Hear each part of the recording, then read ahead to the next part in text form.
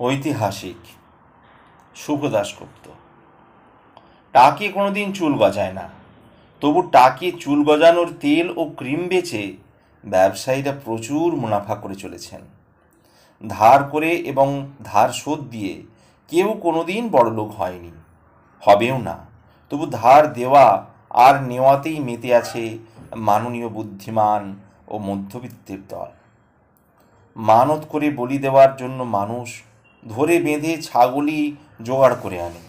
কেউ বাঘ বা সিংহ বলি দেবার মানত করে না, মরুদে কুলবে না জেনেই।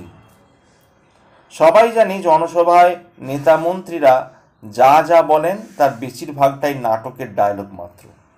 তবু ডায়লগ শুনতে এবং শুনে আত্মহারা হতে এখনো লাখ লাখ মানুষ জনসভায় যায়। কথা বলা পড়া রাশিফলের মতোই কেউ মেলাতে যায় না।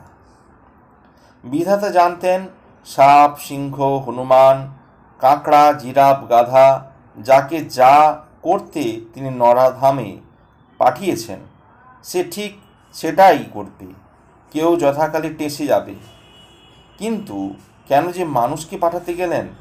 বিধাতাকে জিজ্ঞেস করেছিলাম, বললেন ঐতিহাসিক ভুল, বুঝলে।